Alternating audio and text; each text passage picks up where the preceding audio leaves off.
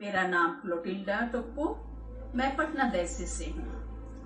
आज मैं न्यायकर्ताओं का ग्रंथ अध्याय 4 में 2 महिलाओं के बारे में जो उल्लेख किया गया है उनके बारे में बताना चाहूंगी। एक का नाम था दबोरा और दूसरी का नाम था याएल।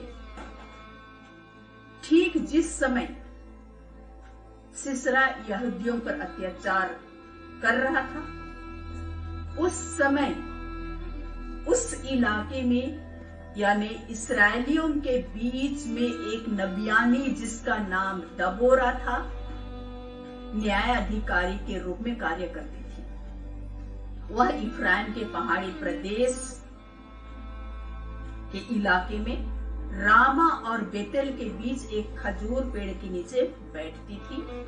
इस्राएली जनता वहां आती थी और अपनी समस्या लेकर दबोरा को सुनाते थे, विशेषकर विवाह संबंधी समस्या। दबोरा उनका न्याय करती थी। उसी समय एक दूसरे प्रदेश में, यह प्रदेश केदेश था जो कि नफ्ताली प्रांत का था।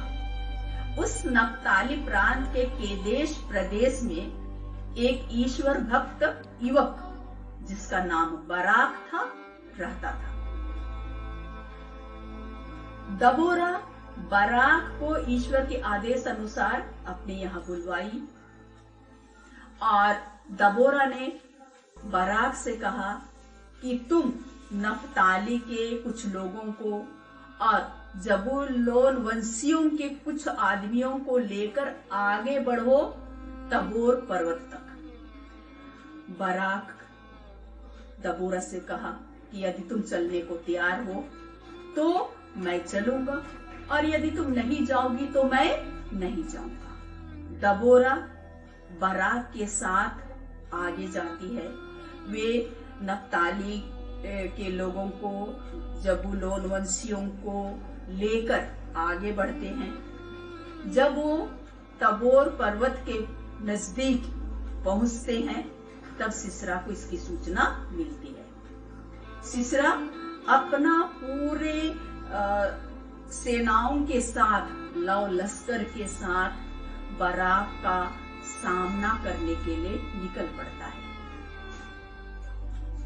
जब बराक और सिसरा के बीच में युद्ध होता है तो बराक के सामने ही ईश्वर सिसरा के सारे लोगों को मार देता है। सिसरा किसी तरह भागता हुआ वह याएल के तंबू की ओर जाता है। बराक खोजते हुए जब आता है तो देखता है, याएल उसे बताती है कि जिस व्यक्ति को तुम खोज रहे हो अंदर मरा पड़ा हुआ है। वो जाता है, देखता है तो बराक मरा पड़ा हुआ है। और इस तरह 2 महिलाओं के द्वारा, 2 महिलाओं की मदद से इस्राएलियों को आजादी मिलती है मोआबियों के हाथ से। यबीन भी बराक के अधीन आ जाता है, इस्राएलियों के अधीन हो जाता है। यहाँ यह कहने की बात है कि 2 महिलाएं जब शक्तिशाली यबीन और शक्तिशाली सिसरा को परास्त कर सकती हैं, तो हम महिलाएं भी, जो आज हमारी परिस्थिति है, हमारे लोगों की, हमारे समाज के लोगों की, दबे कुचले हुए लोगों को जिस तरह से सताया जा रहा है, शोषित किया जा रहा है, उत्पीड़ित किया जा रहा है, तरह तरह से उन्हें यंत्रणाएं दी जा रही हैं, ऐसी स्थिति में हम महिलाएं भी अपने देश के लिए, अपने लोगों के लिए और अपने समाज को बचाने के लिए दृढ़ संकल्प होकर अपने चालाकी से, अपने बुद्धिमत्ता से अपने लोगों को हम बचा सकते हैं। आज हम दृढ़ संकल्प लेते हैं कि हम महिलाएं भी कम नहीं हैं, हम भी अपने लोगों के लिए,